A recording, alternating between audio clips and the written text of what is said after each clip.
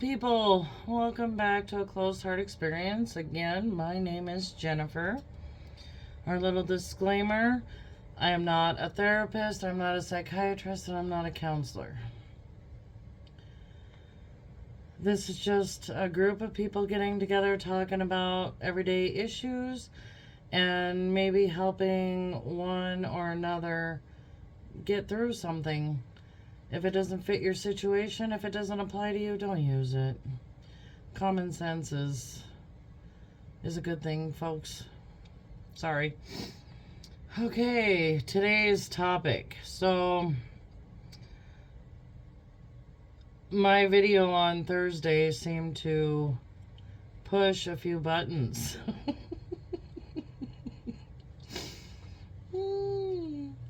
Talking about the real life, huh? Well, it brought up some other feelings of the numbness, and people asked me to kind of take that a little bit further, so that's what we're talking about today. And I have a few theories. You don't have to agree with my theories. You can put in what you think has caused it. Not a piss and match. It's more of a this is life. This is how it is right now. I know growing up back in the 80s and 90s that life was a little bit easier, it was a little bit slower, and maybe it's because we were children. Maybe it's because competing with the Joneses wasn't. It started in the late 80s, early 90s, I think. That's when both parents started going to work, and there were a lot of latchkey kids. My generation is the first latchkey, and I think it did some. From an economic standpoint, it caused the problem to now where both parties in a relationship have to work. There's just no way around it now. To pay for the $500,000 house, the 2 cars in the garage, and then the third or fourth for your child who is now of driving age. There's just... I honestly don't know how people are doing it. I am driving a 90s, I think it's 96, 98 Suburban, because I don't want an $800 a month car payment. That just seems asinine to me. I can't wrap my head around it, especially when utilities and food are taking the bulk of our income every month. So, and I'm the only breadwinner in my family, between my husband and I mean. So, what I make, every penny counts. Every penny. And we have very little left over. So, I don't know how these... you've got to be making $10,000 a month. Can you send me a link so I can apply? I seriously don't know how you guys are doing it. It's stressful to me, and I do a lot of tax returns, and I see it, and people who make well more than me are having a hard time making ends meet. It's a fact of life. But the cause of this numbness, I think it's caused by a myriad of things. It's a whole... like somebody put too many apples in the bucket, and we can't carry it now. And I'll try not to make this a long video, but I'll try to touch on each one I think may have caused it. I don't know. We'll just go from here. I hope my friend doesn't mind me talking about this, but in the last video I talked about taking care of your parents and not hiring somebody to do it. And it kind of hit a nerve with a few people. A friend of mine just had a surgery, and children are not and they have a lot, are not calling to check on her. One of them did. I know 40 years ago that would have not been a thing. So why is it a thing now? Something's gone haywire. My father tells me that he's been diagnosed with cancer. First thing I do is get on a plane and show up. I think people are numb. They don't know how to process it. They don't know how to, and I know I'm guilty of it myself. I hear, and I have friends who have family members dying left and right around them, brothers and sisters and aunts and uncles, even in my own family. And some of my family's deaths happened right around when I was dealing with my husband's medical issues.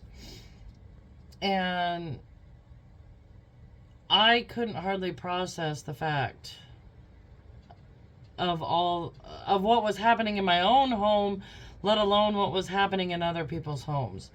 And it kind of becomes a sensory overload. So somebody comes in and says, "Oh, my brother died." All I could say was, "I'm sorry.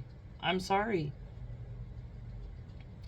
Which is not a very compassionate thing to do, but I was on my own grieving overload. It's amazing to me how quickly life can turn on a dime. One day you're out camping, the next you're in a hospital. It's staggering to me. I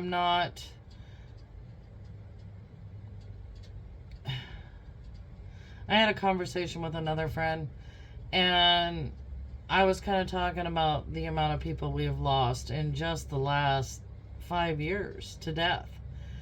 And it greatly affects me. It really upsets me. And that I don't think I was mentally present for most. I wasn't able to attend funerals because I had to stay in Alaska with my husband, and most of my family lives in the lower 48. But I didn't process it until, I don't know, it was like one day I just sat down and I was like, whoa.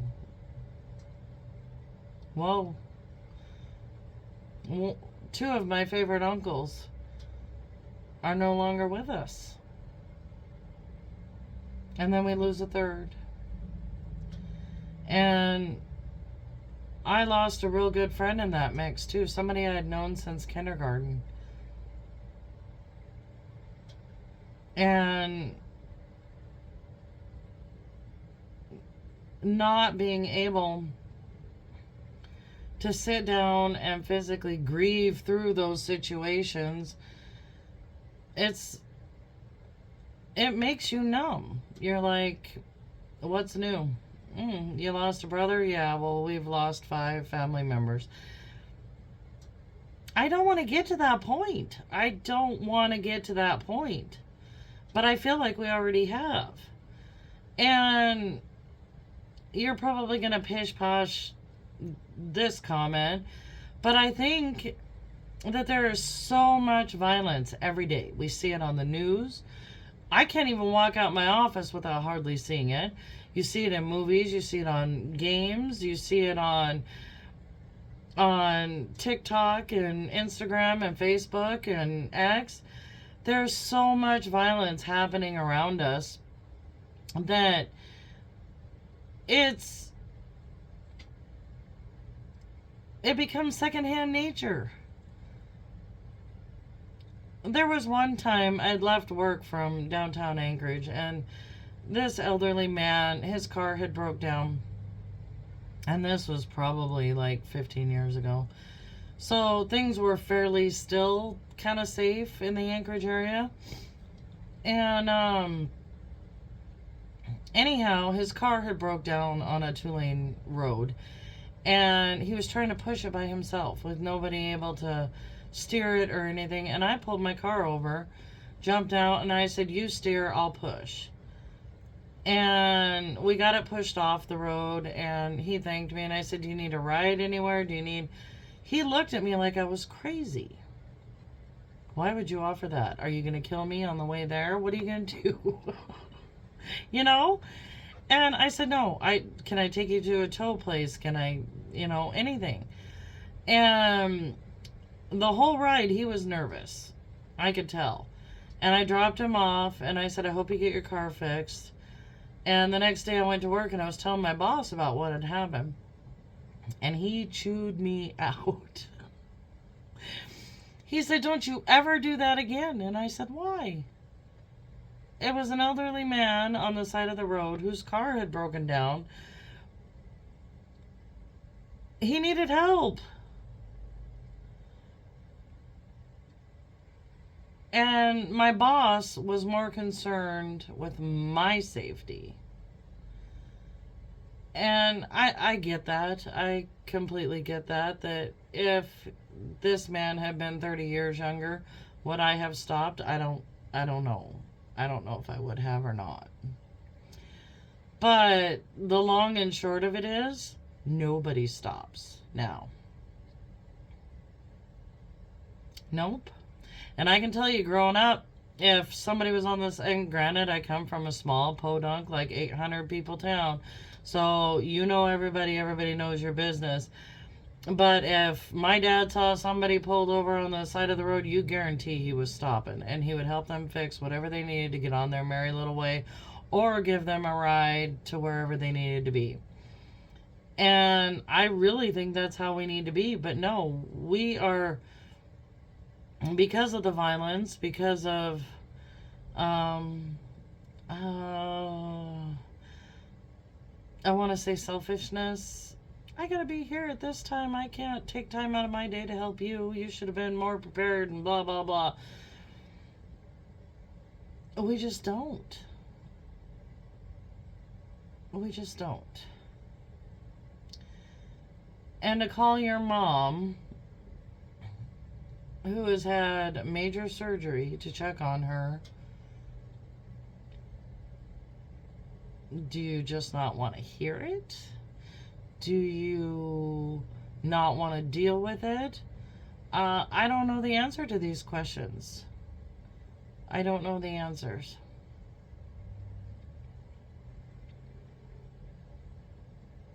It's kind of frightening, though.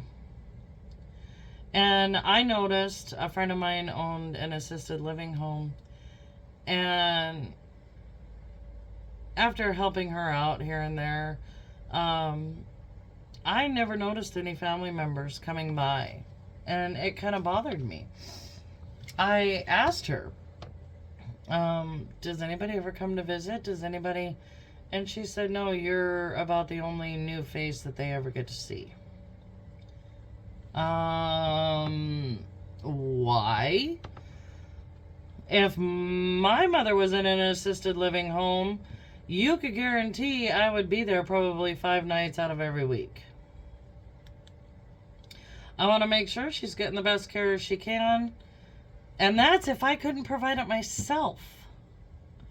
So what have we lost? What is the problem? I would really like to fix this. Another issue, I think, as of late, was the COVID lockdowns. I think it did a really bad disservice to our children.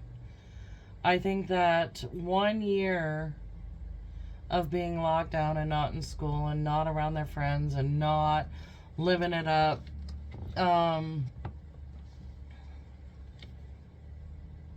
I think it caused high anxiety. I think it caused an inability to deal with everyday issues. And again, these are just my opinions. It's not set in stone, guys. In fact, I want you to comment. I want you to subscribe. I want you to ring that little bell. And I want you to tell me that I'm wrong. Tell me your thoughts. That's the only way we're going to learn. If we don't talk about this stuff, if we don't have conversations about how to fix it. And I know the fixing starts within each and every single one of us. But the first step is talking about it. The first step is making an issue of it. Why have we lost this human contact? Why have we become numb to other people? Why have we lost this compassion for other people's situations?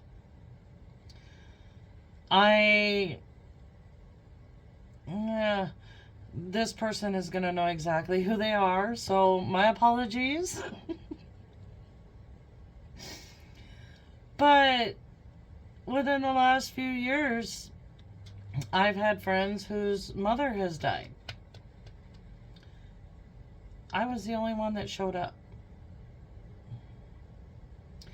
There were offers for food to be made to help take care of the family. I don't think that that ever happened. It was nice that people offered, but again, I think it was not my problem, not my rodeo kind of a thing. And that kind of bothers me. That sincerely bothers me. We need to be delivering the chicken soup. We need to be checking on family members and friends who have had surgery or are going through something.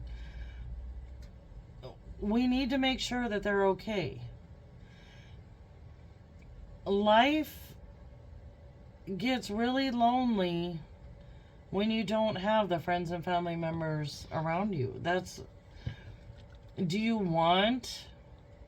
I have to be careful with this one too, because it is one of my dreams. Do you want to live in a cabin out in the middle of nowhere with anybody around you? I do. But it's mainly because of my disappointment in the human race. I can't handle the way we treat each other. I can't handle that I can't have a normal conversation, which is why I started this channel. It's one of the reasons. But even about politics with people, they get heated, they get angry, and it's their way or the highway. No. That is how we learn. That is how we get through life, is by somebody holding your hand. It's not all about you. It's about all of us. So the next time you hear of somebody passing away, somebody having surgery, somebody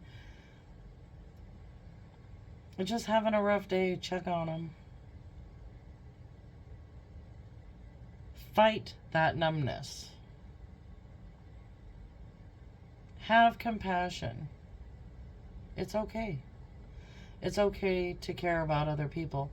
And maybe like the whole pay it forward, or, smiling at somebody in the grocery store, maybe they'll smile at somebody else. Maybe giving a damn? I say it a lot. I know. Maybe giving a damn will bring us all back to being humanity, not selfish, numb people. Maybe we could work on that. One last story. We lost a close friend this year. And they were really surprised. A lot of people showed up in support. A lot of people showed up to the celebration of life and stuff. But after that was said and done, I don't think too many people checked on them.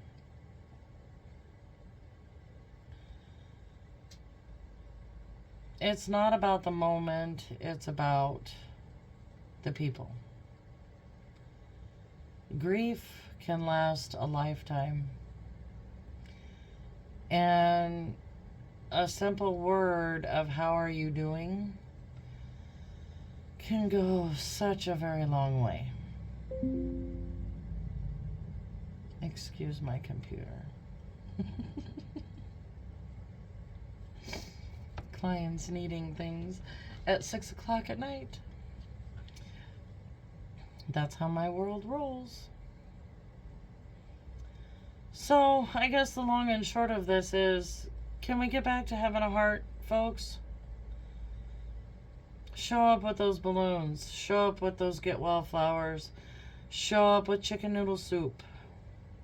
Say hi. How are you doing? And mean it. Listen. Listening is a skill. When you intend on helping somebody else or checking on them, listen. Do not try to outdo them with a story from yourself. If it's a story that might help them move a little bit further, maybe get over a hurdle or something, then by all means share it.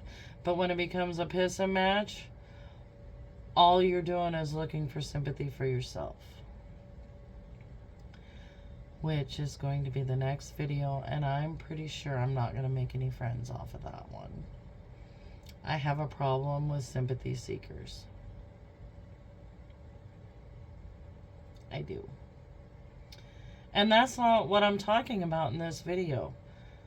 Because I know a lot of people that don't ask for anything. But that one text, that one phone call, hey, how are you doing,